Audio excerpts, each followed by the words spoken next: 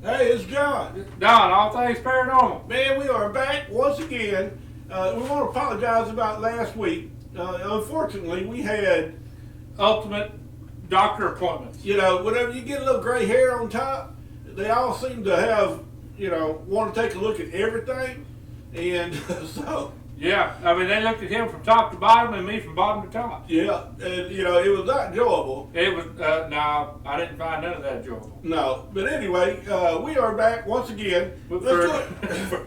for everybody's viewing pleasure. For viewing pleasure. I tell you what, we're going to go straight to a video real quick, kind of lead us into what's going on. Hey, this is Don, All Things Paranormal. Hey, tonight's topic is not really quite for younger viewers.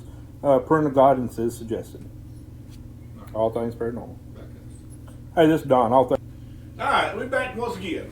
So remember, as we said, this is not for you younger people. Yeah, I mean, for little kids and stuff like that, it might not be as suitable for them tonight. So if anybody's seen the Facebook, they have a big picture sitting up there, and everybody knows what that picture is.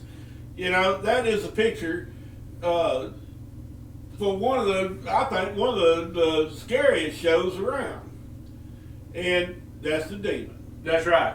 And so everybody in the world got up there, and that was like the first time ever that a show like that was ever made. I mean, you had people. The church got up there, and they increased their. The people started going to church. It was almost like 50% increase. People got scared. Exorcism started jumping up. Yeah. Which was kind of died off back in the 50s and the 60s. Yeah. And so anyway, that show was The Exorcist. We're going to get into how that come around here in just a little while. Yeah, maybe we need another possession like that. I don't know, man. That's the real life stuff is pretty horrible. Yeah, some of that. Yeah, it's pretty bad. Yeah. We want to take a look. First of all, we want to say appreciate all of our friends and family for watching. Yep. Passing it on. Tyler Troutman at Tyler Knows Everything. Hey, look, he's got some good stuff. Y'all need to look him up on Facebook. Check him out, man. He's been ever since he got us to get on his show. He's been like a supporter from 100%. And man, I tell you what, he got some interesting stuff. Yeah. People that's they had one guy that went through a hurricane that lost everything, and he come back on top. Yeah, that's right. So y'all need to check his show out. We highly recommend that. Yeah, we want to give a big shout out to our friends and family, wives, countrymen, and all that stuff. I see John Hayes. Hey, John, how you doing, man? I'm glad you're watching. Thanks to our friends, family, people that got up there and hooked us up with some stuff. That's some dream catchers. Dream catchers, man. I sure appreciate y'all hooking us up. Every little thing we got put up here on the stage makes it look that much more cooler. Yeah, that's right. Thank you. Yeah, appreciate it. So anyway, as we said before, our show is going to be over exorcism. Actually, it's going to be over possession. Possessions. So with the demon taking possession of something. Now, if you want to get right down to it, they actually had. This is not necessarily a Catholic thing. It's not necessarily a new thing. Back in 1500 to 500 BC, before all that, even the Hindus they created a book called Hindu Vedas, and was used to exorcise demons. The Mesopotamians and Babylonian priests would take different kinds of wax dolls and cast them in the fire to symbolize the demon, to get rid of the demon out of the person. Huh. So anyway, it's not just something that's just all of a sudden brand new, that's stuck to the Christian faith. It's just about, if you take a look, it's just about in every kind of faith around.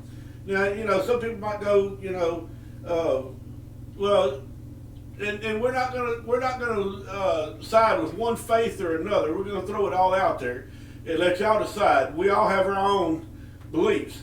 So, but we're not going to push any of it along. But a majority of the ones we're going to deal with is from the Catholic religion. Actually, all of them today is from the Catholic religion on the exorcism. Now, to have an exorcist, you just can't get up there and exorcism or possession. You just can't say, hey, look, something's not right. Let's get a priest over here because I think this guy's possessed. Well, there's a lot of things that go on to it. They look at several different things, such as mental health. A lot of times somebody is just, has history of seizures or something like that, and it runs to pretty extensive type of history on different things. And there's certain things that classify a possession as far as the Catholic faith that says, hey, look, this is a possession versus some type of mental illness, some type of medical illness. And for the longest time, they got up there and they couldn't distinguish between the two. That's right. They thought that somebody that might have been mentally ill, they always believed that he was possessed by a demon and stuff. Yeah. Now they have a lot of. If you take a look at a lot of the exorcists from the Catholic faith, a lot of them have degrees in psychology and sociology. That way they can take a look at combined stuff. Well, anyway, the first one that they have, there's 6 things that they said, hey, look, this right here is going to be an actual possession. So the first one is going to be an aversion to the sacred stuff, sacred stuff. So let's just say like holy water. If you hit them with some holy water, they start hissing at you. Or if they touch a cross and they start, something going on, they run away or, pull back from it. That's number one. The second one would be enhanced strength. They've got several different exorcisms that went on that these people said that, hey, this is a 12-year-old child, and it had 4 grown men holding him down, and it just can't do it. It's called enhanced strength. So the third one would be some type of foaming at the mouth or something like that, and then the fourth would be speaks a language that they do not know. So a lot of times they would have something like all of a sudden they'd start speaking Sumerian. Now you know little Sumerian? I don't know any Sumerian. I don't know little Sumerian either. I might know. I speak 2 languages. Yeah. I speak broken English and Hick. I'm with you. Some people might be able to speak 1 or 2 different other kind of languages, but this is when they start throwing stuff out there. It'd be something they have no idea what it is. And then the fifth thing that they would have would be some type of knowing of hidden knowledge. So if they get up there and they're possessed, and then all of a sudden, you go for an exorcism or something, and they look over here and they say, hey, look, you got $15.35 in your pocket. Yeah, and you ain't told nobody, or that, hey, you've been taking the, without your wife knowing about it, going down there to the casino and gambling a little bit of money. You just might think it's all, Amazon, but it ain't. And, stuff like that. That's, and nobody knows. And that's the type of things that, that throw it out there is to say that, hey, look, that is a possession. Now, I want to throw in some different kinds of things that I know I've run across this once or twice. And I also seen it in some of the research, too. First of all, these people will have some really, really dark eyes. Yeah, yeah. That seems to be like everything that's man, you look like they're like huge pupils. I mean, they're huge, dilation. I mean, not like dilated like just normal. I mean, they are freaking huge. And then number 2, I found that they seem to have a lack of blinking. Just stare at you? Just to have a stare, and that their eyes will not blink. Huh. I'm like, well, that's kind of crazy. Yeah, I've seen that before too. So anyway, I got to raw meat and bones. Oh, that's a different Facebook post. Raw meat and bones. What's that got? What's that got to do with? It's a different thing on Facebook. Oh. With possessions. Dog. It's about somebody got a brand new dog named Rain. Oh, and then they're putting out, asking what kind of food's the best one, and somebody put down their raw meat and bones. Well. Anyway, so. Well, I guess it'd work for a possessed person too. Yeah. But I'm going to tell you, I don't want to get off on the subject or nothing, but I actually, the Baptist faith, they don't really believe in like possession type things. But I've actually had a Baptist preacher tell me, he says, we don't really talk about it that much, but he said, man, I actually seen that this, I witnessed something that you just can't get up there and see. You know, that you just don't ever see anything. I mean, there just can't be any other explanation for this that he's seen. And, you know, and I mean, why would he tell you something like that unless you, you know, say, so, you know, if he was to come to you and say that, you know, you're thinking, man, there must be really something to it. You know? Yeah, there's a difference in the Catholic religion. They have different kinds of ceremonies, and in the Baptist religion, they kind of classify themselves as saved Baptists as kings and priests in the house of the Lord. So they're the ones that actually get up there, and instead of having an exorcism, they're the ones that actually try to get rid of it. Yeah. There's a lot of books, different things, different faiths, you know, of different kinds of stuff. So anyway, the first one we're going to talk about is, how about this right there? All right. Everybody knows and loves this one. All right, that is. Have y'all ever seen the movie The Exorcism of Emily Rose? Yeah, that was the thing. Based upon the movie. Based upon the movie. The actual name of the girl, that was her there, was called Annalise McKell. Yeah. And so, anyway, she was a devout Catholic. She come from Bavaria, West Germany in 1960. At about age of 16, she started to black out, and then she ended up having some seizure-type disorders. She went to see a psychologist. They did some tests on it, said she had temporal lobe seizures. Gave her some medicine. So she goes on a few years, ends up in college, and while she's in college, she says, you know, she starts having these visions like, hey, look, the devil's after me, demons after me, you know, they're trying to possess me.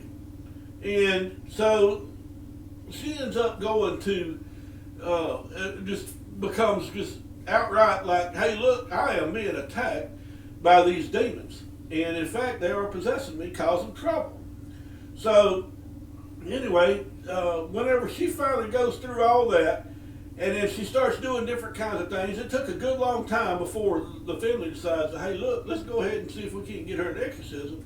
She was doing like 400 squats, ripped all of her clothes off, running around barking like a dog, crawls up underneath the table and everything, and just acting just like something's not quite right with a person. And so anyway, they go, and the priest gets up there, Ernest Alt, and so he does the test, and of the 6 things that I said, and lo and behold, he's a firm believer that, hey, this girl is possessed. So they start doing exorcism, and they end up doing 67 exorcisms on this gal.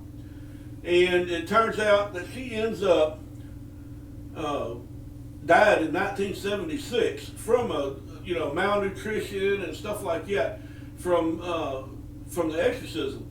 But from the things that they had that was talking about on the exorcism was stuff flying through the air, the bed, moving around, and it wasn't just a type of, hey, look, let's just, something wrong with this gal. There's actually different kinds of supernatural things happening that was associated with this Annalise McKell. So that's kind of sad that she didn't make it. But let's talk too about some type of things too. That it seems like that whenever somebody's going to get possessed or a possession, there's always something that opens up. So they're having a terrible home life, or they have some type of even a mental illness could cause it, or some type of something that opens up and gets rid of their mind as far as being sound mind and strong mind. It allows them to let something in. It allows them to let something in and to guide them to do the things that's not quite right. If you're a real strong-willed person and somebody says, hey, you go over there and move that box, and you're gonna go, no. But if you're being attacked with something, such as, let's just say, some drug addiction, your mind's not real strong, you'll run over and move that box. So there's different kinds of things that happen, and there's different kinds of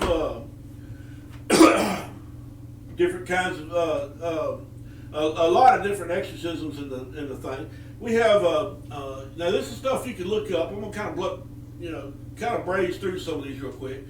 You got Anna Eklund. She was the first one that was that showed. This is back in the 1912, I believe what it was. Yeah, it was 1912, and she was the first one that they had levitation. Now they said that she was in a bed, and all of a sudden this gal just come up, levitated, right out, and everybody's sitting there looking at it like, oh. Just like on the like the Exorcism. Just like the Exorcist. I mean, she was leveled up in the air, and everybody's like, You know, I imagine the holy water was being sprayed good then, you know, because, you know, if you start seeing somebody levitating, that's not normal, you know. So anyway, Dude, I bet you that butt was sucking buttermilk at that time. probably so. And this is over at, now here's something else too, when I was talking about having an opening and stuff, there's also rumored that her father and aunt cursed her. Now, I don't know why that would even why somebody would do something like that. There's probably some hidden information that I'd have to dig hard to find it. But that's what they said. That was over in Erling, Iowa. After the first exorcism, it seemed to work. And all the way up to 1928, you had 3 more done. On her? Yeah. You know, it seems to be like the thing, man. It doesn't look like that first one quite gets rid of everything. Well, evidently not. And some of the stuff that happened because of the levitation was that was a little bit of the research done in the movie The Exorcist. So that's not the actual case of The Exorcist, but some of the stuff that happened in that was used in The Exorcist. You have a Clara Sally, and that was in 1906. She was levitating also. You have a man, I tell you what. Well, I sure would like to. I don't know if I want to see no levitation. Yeah, I'd like to see it on. I'd like somebody else to see it and film it for me. But I don't know, man. I'd like to get over there and put my wits up. no, I don't know about that. I mean, if they over here levitate, You're not a very witty person. Well, no, I'm probably not. But I tell you what, before we get into that's, Who was that? I don't know. That might have been somebody from the show. No, that was probably it was some type of oddball number. So. Oh, okay. Hey, get a commercial. Yeah, I think we're gonna go to a commercial before we get to this next one. Hey, this is Don, All Things Paranormal. Hey, check out our e-store at allthingsparanormaltx.com. We got shirts, hats, and cups. Give us a holler if you want one. All Things Paranormal. Well, you know, you're talking about all that, about getting back. You know, I've had several experiences of bad things happen to me. You know, throughout my days, it was pretty rough in my younger years. I would say you probably, I don't think the devil made you do it. I think you just plain stupid. But anyway, we're not gonna give you into all that. Well, I mean, I don't know. I mean, you're pretty stupid at times too. Well, yeah, I did. I still am every once in a while. But anyway, so we're gonna throw this out there. Now, our next one is over Mr. Ronald. this dude right here. All right, this is Ronald Doe, or actually Ronald Hunkler, Hunkeleer.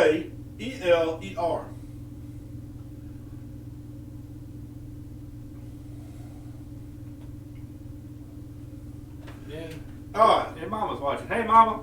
So anyway, this guy right here in The Exorcist, it was a girl, and her name was Reagan, but this is not the actual case. They changed the name and changed the sex of the person to it was an actual kid, and it was over in St. Louis, Missouri. So Even the location then. yeah, so his first exorcism, or he was first possessed, or started having signs of possession back in 1949, and So his stuff kind of went on so bad on the exorcism. He ended up having, let me see how many, did I write that down? It was a ton of them. Ton of different exorcisms. Anyway, 30 times. And we're and we're not talking about, in order to have a Catholic exorcism, you just can't get up there and say, okay, we're going to have an exorcism. You have to. It has to be approved by the upper clergy. I mean, the upper people, cardinals and stuff like that. They have to say, hey, look, we're going to exorcise this guy, and they're going to say, well, why? So then you got to break out the whole plan of what's going on, and then they're going to have to say, okay, we're going to get so-and-so to look at it. So-and-so looks at it. They said, okay, hey, look, we get to go have an exorcism, so then they pass it back down to you. Man, you would think that after about the first 15 times that they're going to get somebody other than Father Tim, because he ain't doing work. He ain't doing what he should. Yeah, so then they get, well, no, they sent a bunch of different ones. Oh, okay. And they sent exorcists out there, and at that time there wasn't a whole bunch of them. You only had certain people because, not like it is now. In fact, I seen a thing where the Catholic Church now has where you can go down there and take the exorcism school. And, but by the way, we're willing to take it. And if somebody wants to sponsor us to go, we're willing to. We're willing to go. But we're going to need a translator too, because they only give it in Italian. Yeah, in Latin or whatever. Italian and Latin. Yeah. So anyway, hey, and one time this guy was sitting over here during his exorcism. They it cut it short because he's sitting over here. He's tied down. He breaks loose. He grabs a spring out of the bed, and he cuts up a priest. Yeah, whips him up with it. Cuts him right here across the shoulder and everything. And they're like, "Oh, time out. We're gonna stop this right now because it's getting too violent." It's getting too violent." They had multiple times with different executions, multiple times with different priests that's there. They had different items that was flying around, different stuff, levitation going on, and so actually they had a mattress that was floating with the guy on it, just coming up in the air. And so anyway, and one time he was laid up there, and all of a sudden the priest looks down there and he sees an X go, just all of a sudden just appear across the chest. Just there, and so anyway, he said, according to the exorcist, that he had a total of 10 demons in him. On April 18th, he had 9. And April 8th, and every time they got through doing the exorcism, they would have a big, heavy odor of sulfuric acid odor, and they're like, man, this is not quite right. But so anyway, they had a total of 10 demons. April 18th at 10:45, he was sitting. Ronald. I'm going to call him Ronald Doe because that's what everybody called him for the longest time because they didn't want the whole name to get out there. So Ronald Doe was sitting up there, and all of a sudden he comes to where he's talking with the priest, and he says, St. Michael himself is going to fight the devil for him. And then he was not possessed anymore. Really? That's right. St. Michael intervened and took out the devil. Whipped him out. Took him out. So St. Michael is the John Wayne of exorcism. In that particular case, he done a good job. So, let's kind of throw some numbers out there. In 2018, just in Indianapolis alone, 1,700 phone calls or email requests in Indianapolis in 2018 for somebody to come do an exorcism. You're a kid. No. So there is a lot of stuff going on. I guess if you're an exorcist, there's a lot of work that needs to be done. Indianapolis. Yeah, in Indianapolis. Well, what about Beaumont, Texas? I didn't look up Beaumont, Texas. It just happened to pop up there as Indianapolis. So that must be the hot spot for the devil. I guess so. I thought it'd be Georgia, but anyway, it's all that NASCAR. So the NASCAR. No, we're not gonna get into no NASCAR because anyway. So that's not what we're gonna get into. But anyway, I guess the devil didn't go down to church. Well, that's what I said. So anyway, that's pretty much what we're gonna have for today. Because I'm running out of time here. It's almost 6:30, and actually it's yeah. So anyway, if y'all have any questions or concerns, give us a holler. If you know somebody that's like, hey, look, man, I think I'm possessed, give us a call. Give us a call, man. We're gonna take a look. That's what we're here for. You know, we're here not just for Bigfoot. We're just not here for the aliens. We're going to kind of cut the alien stuff out for a little while, and because I think the storm in Area 51 just about wore out its welcome. Yeah, I think that whenever the FBI kind of stepped in and said, hey, look, nah, man, yeah, it's not going to happen. Yeah, I think we kind of got to.